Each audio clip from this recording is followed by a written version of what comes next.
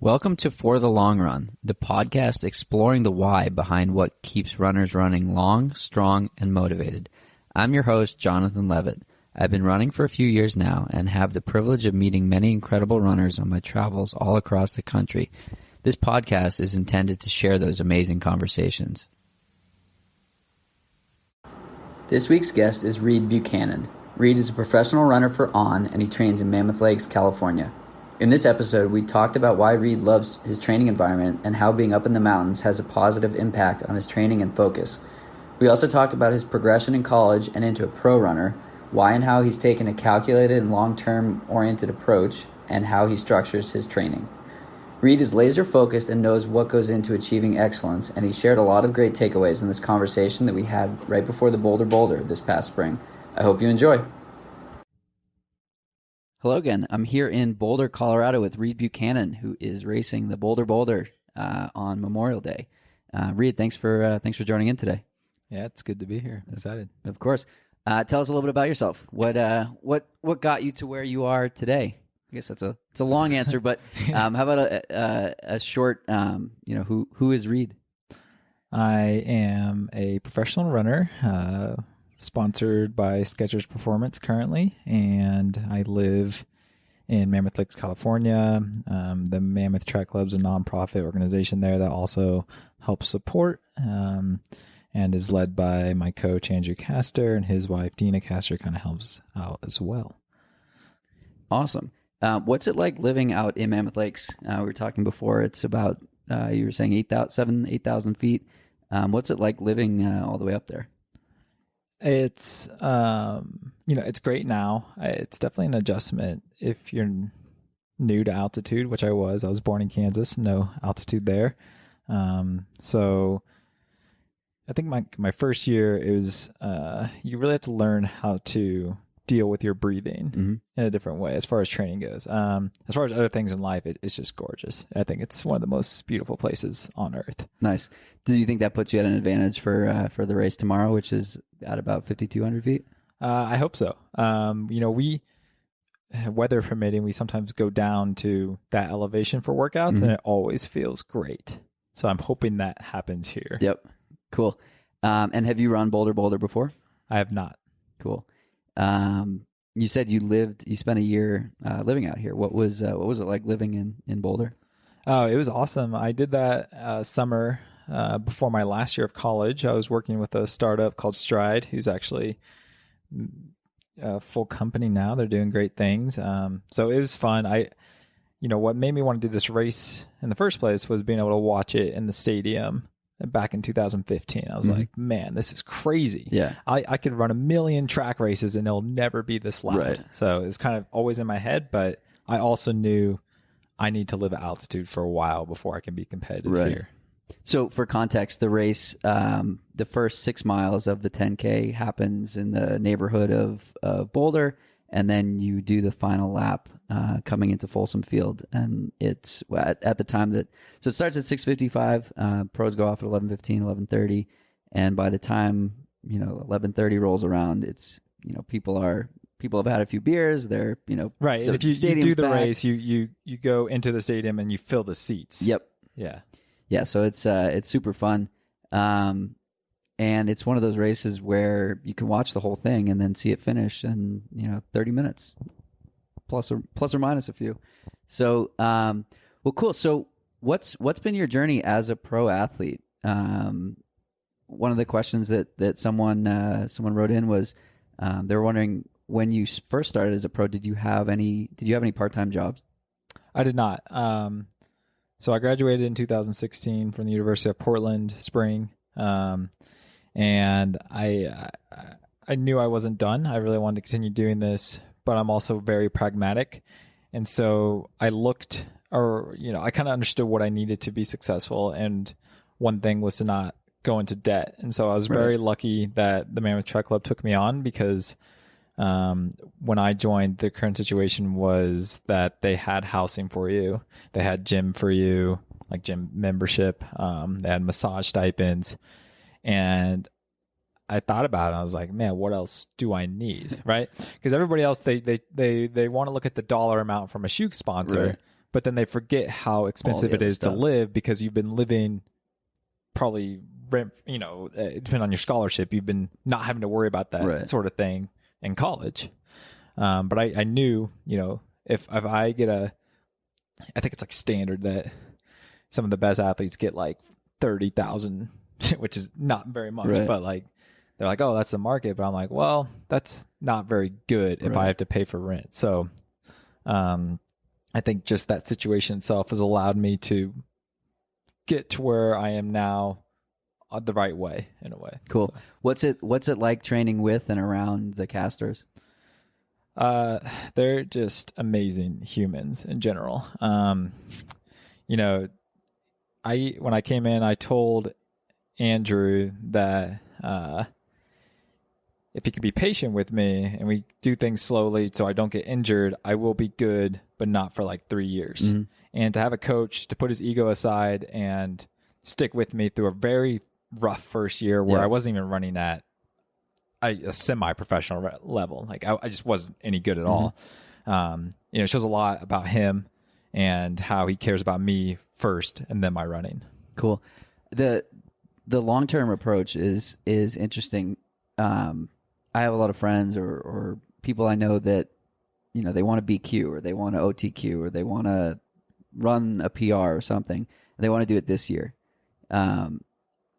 Versus 2, 3, 4, 5, 6, 10 years out. The last guest I had on the podcast decided when she was 21 that she wanted to run Boston, and she was running 10-minute miles at the time. And about 10 years later, she got to do that. How do you take that as a pro and really not chase those short-term gains and I guess maybe as a pro it's a different perspective, but what would you suggest for those of us that are looking at achieving something great in the future and they're nowhere close to it now? How do you sort of like put your ego aside is a good way as you described it? Yeah, it's all about the 1%. It really is.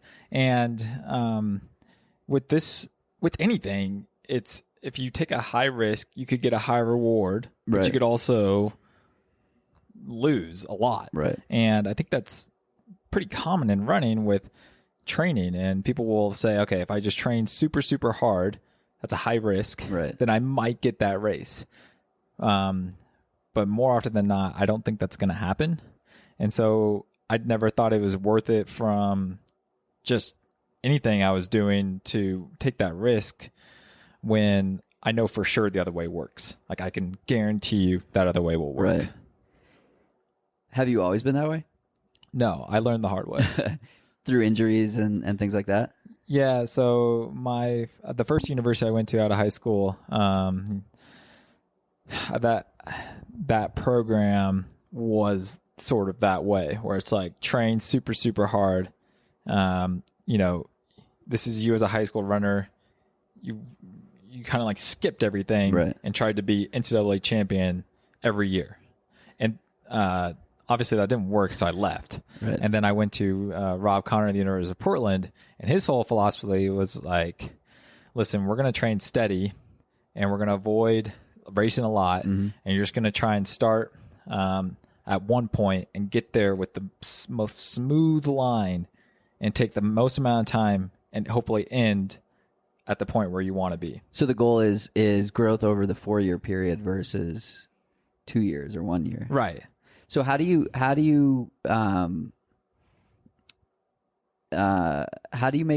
a college coach make that work when there's that constant churn of, every 4 years it's a new athlete, or every year it's a new athlete, but they only have 4 years? I think a lot of coaches make mistakes, right? And they just learn from them. Mm-hmm. And by the time you're a veteran coach, you have an idea of what works, and you have a better idea of what not works, right? And so you can take these kids and say, listen, this is the program. You either like it or you go somewhere else. Right. That's okay. So one of the things that people seem to enjoy with this podcast is the look at like the life of a pro or the life of an elite athlete. Talk to me about like, what does a week look like for you starting on Monday? Maybe not like a day by day breakdown, but when are you doing your workouts? How many workouts a week are you doing? And then what does the weekend look like? So I'm a huge believer in that, like matching workouts with race days. And I started to notice that I race a lot on Thursdays and I race a lot on Sundays. So you go to any college program and everyone's like, Tuesday, Friday, you got to work out. Sunday, you got to do a long run. Yeah. Anything else is just blasphemy. Like, you cannot do that. Yeah. And then I thought to myself, I'm like, well, why wouldn't I match workout days with race days? It allows you to, one, treat a race as a workout and kind of get back into the cycle quicker. Mm-hmm. And then two, you're not having to change something the week of when you're already in this routine. So, those 2 days are my workout days. I'll do a long run on a Tuesday. And then the rest is just filled with easy running. I run twice a day, 5 times a week. On Fridays, I'll do a medium long run. So probably about 30 minutes shorter than whatever my long run is that week. And yeah, I really primed my environment to live this lifestyle. And so it's just a lot of doing the same thing over and over and over again. So you're a creature of habit? Yeah, I believe that the most successful people are creatures of habits. Like, I think having a positive habit is how you get really good at one thing. So is your race morning very similar to workout morning? It's exactly the same. Exactly the same. Yeah. Yeah, I think that's, people talk about routines. People talk about, if you do something totally new on race morning, or you do something that you only do on race mornings, you might be setting yourself up for variables that you're not expecting. Yeah, that's definitely true. So, what does that routine look like for you in the morning?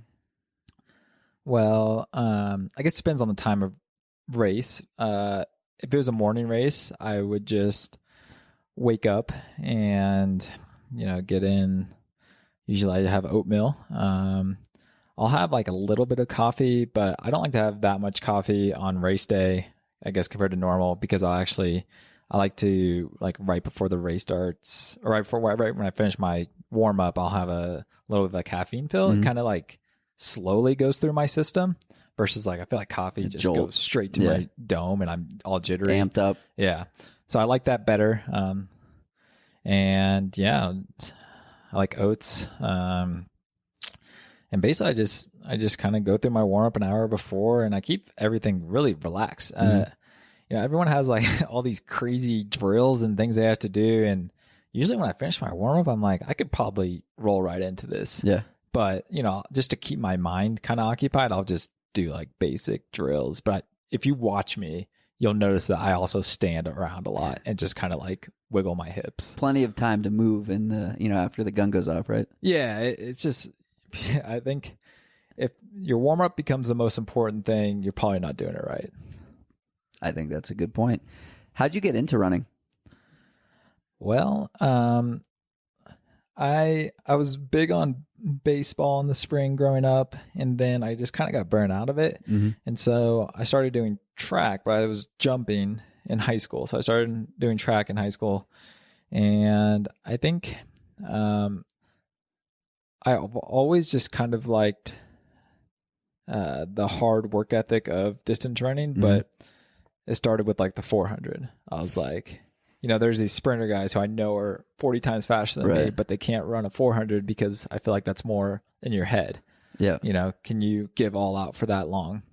And then from there, it moved to the 800 by the time I was a sophomore. And then I kind of became a distance runner after running the 800, starting like my junior year of high school. Did you like the 800? I love the 800. Yeah. I still wish I could run the 800. What's your favorite distance? Right now, it's probably the 5K. And what's cool about that is that I feel like the 5K is similar to how the 800 was in high school. Yeah, in terms of like you're just riding the line the entire time, right? And like it's the people that can ride it for the longest that are most successful. You'll see like a lot of people have these strategies of hanging back, but and then like trying to run a faster last lap, but the best 800s are just from the get-go the best. I mean, look at Radisha. He ran pretty much like 250 splits, 50-second splits in a row. What do you think it is about that? Like you said, riding the line of you're on that razor's edge. You can't push too much, but you have to push. You have to make it hurt. How do you get there, and how do you train that mental muscle? I think you just got to practice. Admittedly, I was very bad at the 5K in college because I couldn't do that. I would always get to like 3K and be like, this is too hard. I'm running too fast. And then I'll, have like I'll have a pity party and blow up and then have like a last fast lap. And so I think you just got to kind of like, one, you have to get in really good shape to be able to handle that mentally. And that requires, day by day training, which is also going to train yourself mentally to get there. And I think training altitude is a good way to do it. But yeah, it's just practice, like just selling out and saying like you can't finish even though there's still 2,000 meters left. Do you do a lot of reading around mental training or anything like that? I read a lot of like sort of self-help books. Like the one I'm reading now is called Atomic Habits. So, as I've mentioned a lot of things about habits. And I think in terms of running, that book that Alex Hutchinson did, Endure, talks about how the mental block that you put yourself or give yourself is always less than what your body's capable. Yep. And I think that like really opened up for me because it's so true. Yeah, like your brain says no before you're right. physiologically not able to. So you need to tell your brain no. Right. Saying, I can't do this. And I think if you can learn to do that multiple times, it's not going to happen your first time. Right. But if you can keep, banging your head against the wall and doing that, you're going to end up overcoming that at some point. Definitely. I was reading the chapter about that last spring as I was getting ready to do a mile time trial, and it was just like unlocking like a next level of capacity, and it's really cool that like you can like I said, like train your brain to get more out of your physical ability, which is super cool. And that's the way it should be, right? Because I feel like some people can physically do a lot, but when it comes to the race, if you can't allow that to happen mentally, you're never going to see the results you want. Definitely. What does the rest of the year look like for you? It's kind of undecided right now. I have a USA mark in the 10K, but I don't have the world time, so we're trying to figure out a way to get that race set up. If anyone listening to this wants to pace me for a 10K, I'll pay you something good. What's the time? Time is 27:40. I ran, I think, 27:58 off like a very high negative split in Peyton Jordan. So it's kind of pointless to me to go to the national championships without the world standard because no matter how well you do there, you can't go to the next level. How do you feel about those changes that just came out? I think they're fine. Yeah. I mean, it's just all about getting the right opportunity. And that's all, for someone to like think that they're a better runner because they have a better PR is not necessarily true. They just had a better opportunity. It's an interesting point. It's, you have to show up on the day and get it done. But you have to get to the day first. Right. And like, I've never been in a 27:30 race. So I don't know if that's impossible. I mean, I know it's not. So if, I think if we start making 13:13 and 27:28 the focus, for pacing and our domestic opportunities, then the time's going to get ran.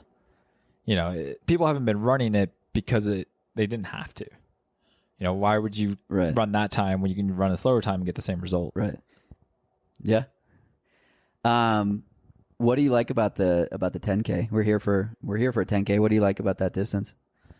I like that it's not that long yet.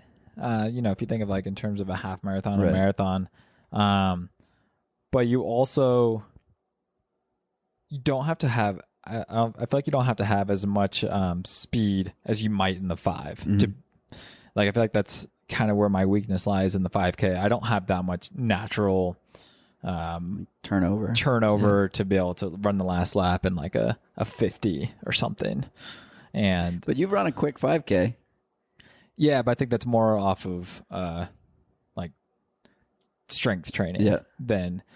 So I feel like, if it's an honest 10K, a lot of those guys with natural speed gets kind of zapped out by the end. So you mentioned the strength training. Do you mean like hills and things like that, or actual strength training? I just mean miles. Yeah. Like, being at altitude, putting in consistency year over year. Consistent miles over the years, and you just get really strong aerobically. And most races are already majority aerobic. Right. Even the mile is like majority of it's aerobic. So you think of a 10K, the more aerobic the race is going to be, it's going to be in my favor. Definitely. How do you feel about balance? Well, you're talking about balance of a lifestyle, right? Yeah. I believe you should do things that help you mentally stay healthy. But I don't think that necessarily has, like, for me, I'm all into running because that's what I want to be doing. Right. But if I ever had any sort of inkling to do something else while trying to do this, I think I would do it and be okay with that. I think it's all about you and your own journey and your own mental health. And if you want to be all in on something, I think that's okay. Yeah. So I ask that question often on this podcast, and people fall into one of two camps, and I think they're both really interesting. One is exactly what you said, like pick a few things and go all in. And at the end of the day, if you're fulfilled and satisfied in, relationships and your family and your running and those are the things that matter, you've had a good day. And then there's the other side of the coin where it's like Ben Rosario on the podcast said, if running is your only thing, I feel bad for you. And I think that he was getting to that first point, but it was just an interesting perspective from someone who coaches a lot of elite level athletes, and many of those athletes like have extra. They're in school. They're part of a company or something. But I think both opinions are totally valid, and it's just like if it works for you, cool. Yeah, I think he is probably referring to you losing your identity. Right. So I think if you're comfortable with who you are and you're not just a runner, like if that's all you are, then that's problematic. That's bad. Yeah. And that's what he was referring to. Yeah. And that's like what happens if you get injured? Yeah. And I guess I was thinking more of my time spent. Right. And it's heavily running. But I don't consider myself just a runner. Right. I have very different relationships that make me different things. I just consider that where my time's going right now. Right. Where do you see yourself in the next couple of years? Man, if I'm lucky, I hope to just keep doing this. Nice. I feel fortunate to have learned how to do it correctly early enough. I don't think I'm that old. Everyone gets kind of weird with running and age. I don't really think you can equate age with running years. So when I start running when I'm 16 and I'm only doing it for 2 months in the fall, 2 months in the spring, I don't consider myself a runner then, right? And then you think of like even my first 3 years of college, I wasn't able to string together really that many months.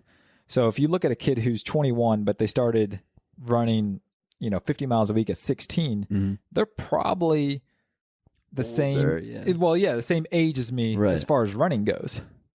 I think you have to consider things like that. And, as long as you're taking care of your body, taking proper breaks and things like that, eating properly, getting enough sleep, I don't think there is a cap.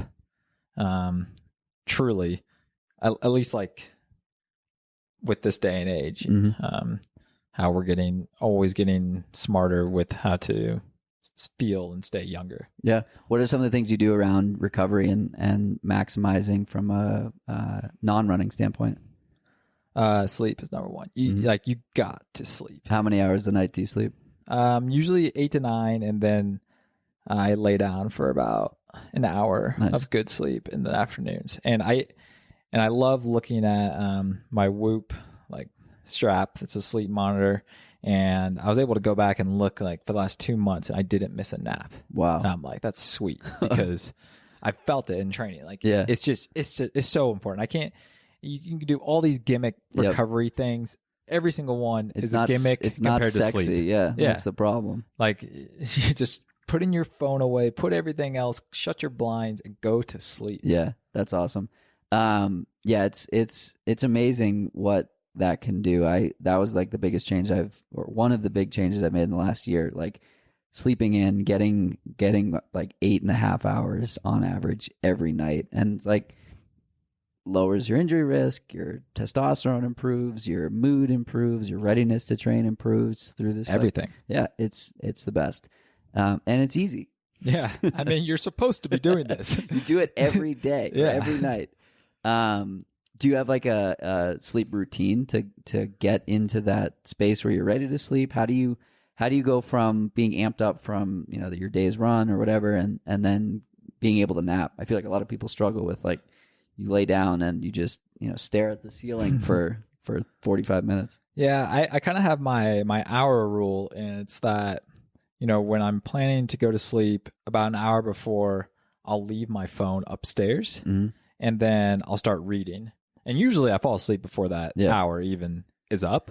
But for me, once I lay down in bed and start reading, for some reason it kind of triggers this it's time to sleep. I get really groggy, and depending on how boring the book is, could fall asleep like within 30 minutes.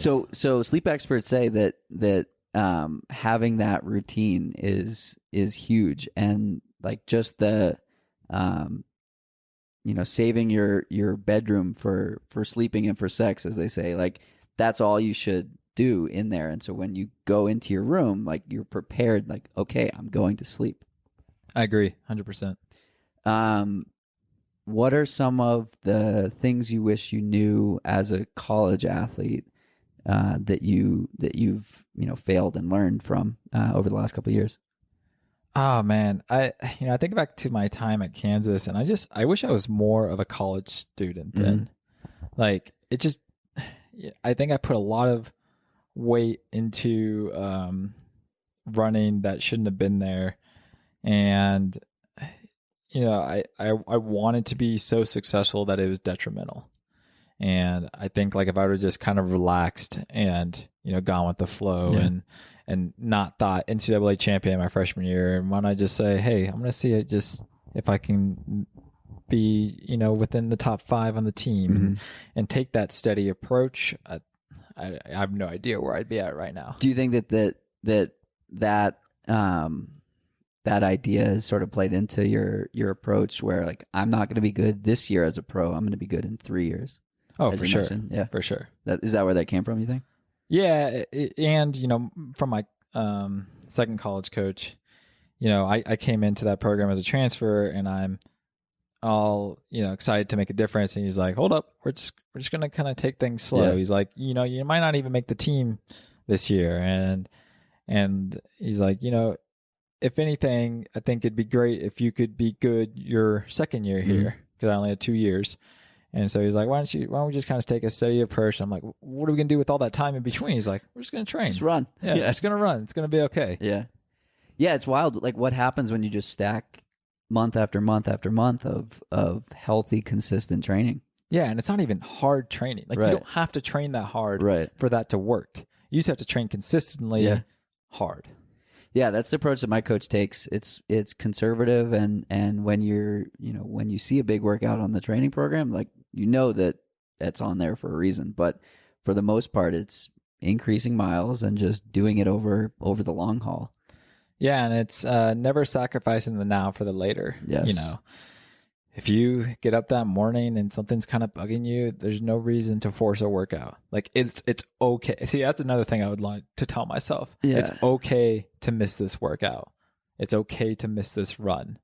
You know, like I would do whatever it took to get in those splits that day. And this is coming from a pro athlete, and amateurs have that problem, I would guess, just as much. And you know, if Reid as a pro is saying skip your workout, it's okay. It truly is. I mean, you can't like not work out, but right. you know, in the long run, it's really not important. Right. You know, your greatest performances are going to come from multiple workouts, not just one. Yeah, I had a coach that described the process of achieving a goal or building fitness as, you know, putting bricks into a wall, building a house. And each individual brick is a small piece, and you can miss one or two, and the house is still going to stand. But you have to lay brick after brick after brick, and it doesn't all happen at once. Yeah, that's good. I like that. What do you think that the average runner doesn't know about the life of a pro athlete that would surprise them? I think they think that we have like a lot of free time, but for me, if you're kind of like doing everything you can to be the best you can that day, you know, you don't really have that much time. You're not trying to run from the house on pavement because you can run and drive somewhere and run somewhere that's soft surface and maybe more hills, and, you know, to get stronger that day. And then, you know, afterwards you can do some stretching and some mobility work to kind of reduce the effects of the run. And then after that, if you're really trying to do it well, you're going to make your own meals. You're going to start from scratch with everything and never have a quick meal because you have the time to make sure that you have the most nutritional meal possible. And by the time you clean all that up and then you take a nap and then you go out and you run again and then you do another meal the same way and then you clean all that up and then it's like, and it's well, 8 p.m. I'm going to go to sleep. That's. Yeah. Do you do most of your running off pavement? Yes. What are some of the what are you running on? It's like dirt, gravel. There's a lot of gravel roads, but there's also trails in Mammoth. So, you know, very fortunate to have access to very different soft surface terrain. Do you run solo or with training partners? There's other people in the track club, but we also are not quick to force two people to be together if their training doesn't line up. Like, you know, a guy who I do a lot of runs with is a marathoner, and so we really don't do a lot of workouts together, but we can always get an easy run in together if it works out. So here's another one. What's your easy pace? Dude, well, first of all, I run for time, so I don't ever really want to know. You know, so every day is like, that's not a workout day. It's like a 70 in the morning, 30 in the afternoon. And I think that on average, I'm probably running 7:30s miles. Nice. If you know, if GPS truly worked, or if I got on the track and maybe looked it up. So I talked about this with Tyler Andrews as well, and he's running 5:30 pace for a 50K, and I was like, okay, so what's your easy? He's like, I'm doing 7:30 to 8, and again, that's another thing that amateur runners overdo. It's, you know, if Reid's running 7:30s, we should be running 8:30s or 9s or things like that, and that's a place where you can get into a lot of the overtraining and overcooking yourself. I think even putting a label on it, right? Right. Like, you should just not easy, know. Yeah. Like, easy is just how you feel. Like, if you're going out there and easy is 12-minute miles, right? So you can have, and you know, as long as the workout days are you're doing what you're wanting to do, then I don't think it matters. I think it's just time on your feet. Your heart and lungs, they don't know the difference. Yeah. They just know a clock. And truly allowing easy to be easy, I think is the right. And how can you allow it if you subconsciously know what the pace is? Yeah, that's a good point. What gets you really excited? I just self-improvement, I think, is what really gets me going. Like, I'll frequently look back at workouts because we repeat workouts a lot. That's a beautiful thing about Mammoth. We don't get on the track that much, but we repeat workout locations, and just being able to see, like, man, 2 years ago, I really struggled with this. Yep. I could not run even close to what I'm doing now, and I didn't do that much to get here. So, yeah, so do you keep a training log?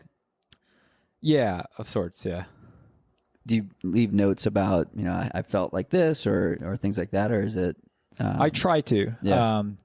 It's not the most thorough training log, but I'll recap each week with how I felt the week went, and most of the time I just said, check the box. Like, this is what we were trying to do. We did it. That's fine. Nice. Do you ever look back on that prior to a race? I guess not too often. I only do it when I feel like I'm redoing a workout. And maybe, like, sometimes if I didn't feel like that went as well as it could, to kind of boost my morale, I'll go back and say, well, it's 2 minutes faster than what I did it 2 years ago. So nice. So what's the culture like in Mammoth? It's the most primed environment to be a successful runner. That's how I feel, because there are no distractions, nothing. Friday night, Saturday night, those are just days. Yeah. There's no TGIF. There's no reason to even leave your house besides for running. And that's the environment I wanted. Cool. What's the vibe out there in terms of the people that live there? It's just a ski town. Yeah. Is it pretty empty in the summer? Oh yeah. Yeah. Very empty. And then what's it like in the winter? It's great for a ski town. Ski. Yeah. So what do you do when there's 14 feet of snow on the ground? Admittedly, I'll leave. I've gone to Phoenix, gone to San Diego a few times, and I always believe that you got to be in the place that's best for, or I guess just makes your training as easy as possible. If you have that luxury. So San Diego in the winter, that's very easy training. Yep. You can continue doing what you're doing without ever having to think, oh man, what's the weather going to be today? Yeah, there's 40 feet of snow outside. 65 and sunny again? Yeah, how am I going to get this done? So nice. And what's the relationship you have with your sponsors that allow you to continue to do it? I'm super grateful.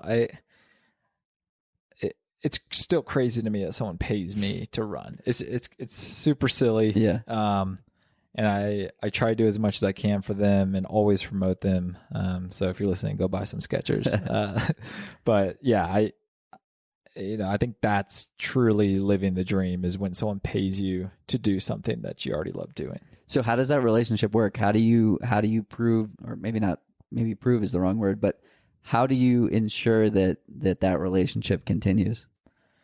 I think, it has to start with performance. Yeah. Everyone kind of this day and age saying is like, oh, just your social media matters. But like, people want to follow people who are winning races. Like that's going to be number one, like doing your job. And then outside of that, I think you do need to try and speak with people, regular runners, and make yourself accessible. Cool. But they're not going to care what you have to say if you're not doing your job well, is what I'd like to end that with. Yeah. How do you use social media in that regard? I've noticed you're consistent with how you use it. Is that intentional? Yeah, 100%. I really don't try. I try not to spend that much time on it as a user of social media. I just try to just make it my avenue to connect with fans.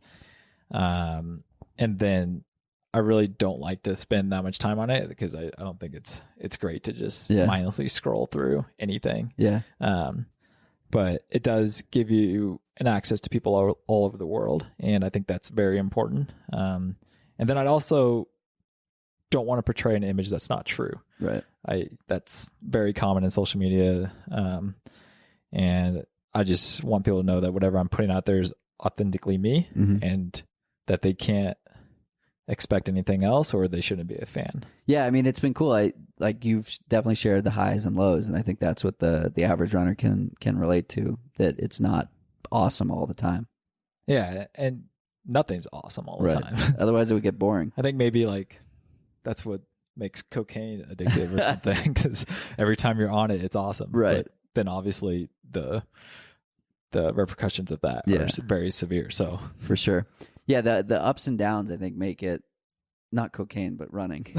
make it interesting, right?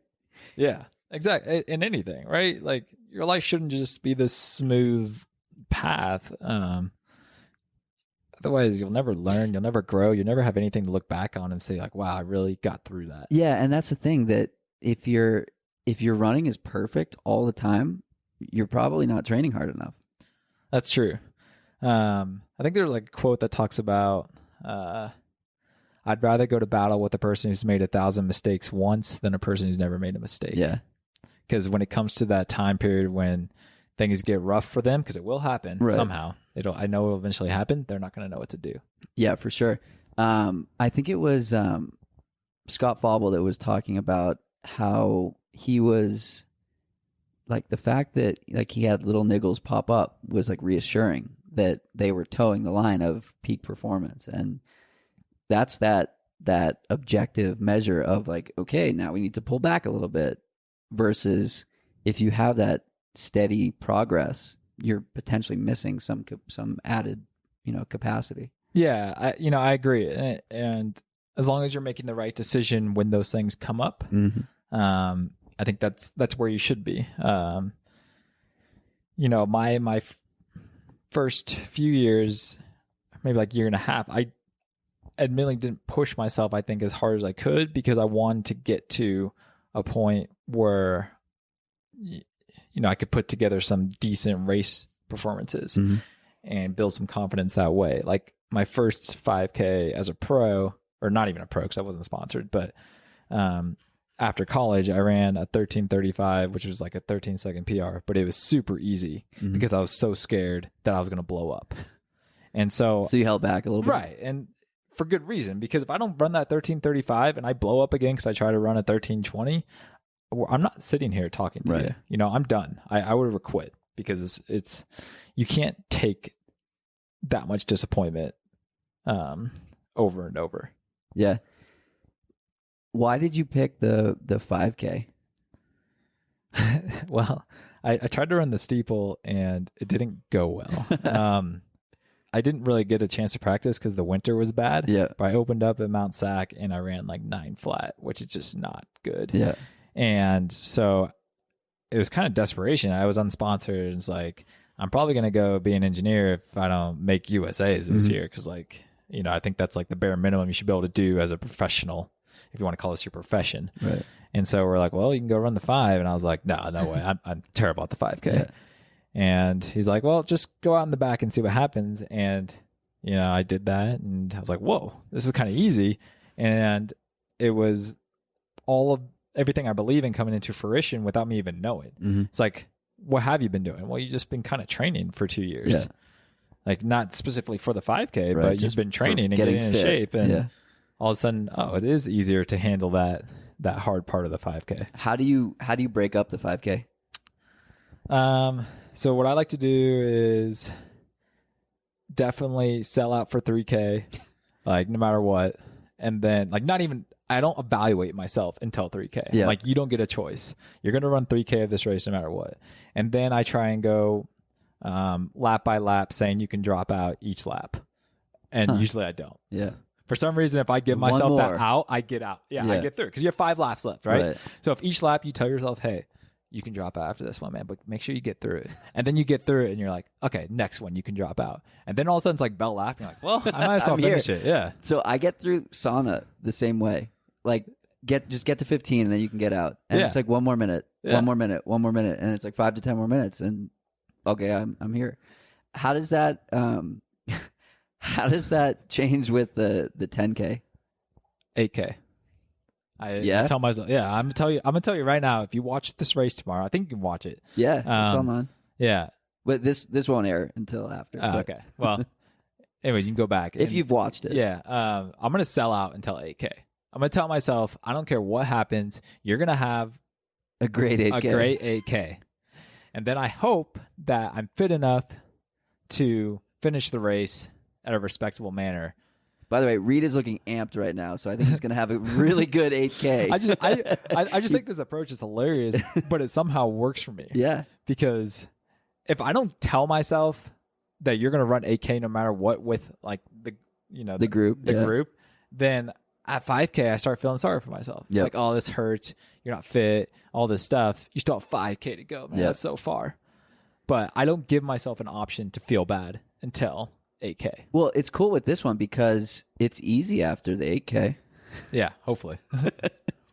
This course is really interesting. The crowds are nuts, and I mean that like in volume and what they're doing. Yeah, like you'll see people doing keg stands. You'll see slip and slides. You'll see it all. I imagine it's like a country concert. Yeah, that's a great way to describe it. A country concert where the only rule is you cannot be on the road during the pro race. Yeah. Anything else goes. That sounds like a great environment, honestly. Cool. Yeah. So where can we find you on social media? I believe Instagram is just my name at ReidBuchanan. I tried to do that with Twitter too, but someone stole it, so I had to add real Reid. Yeah, nah. I had to add 22 to the end of that. And those are mainly my two outlets that I try and connect with people. So cool. We'll have an awesome 8K tomorrow, and can't wait to see how it goes. Yeah, great. Thanks for having me. Of course. That's it for today's episode. Like many long runs, it's sad when it has to end. I hope you join in next week on For the Long Run, and in the meantime, happy trails. If you've enjoyed this episode, it would mean a lot to me if you shared it so that others can find it and enjoy it too.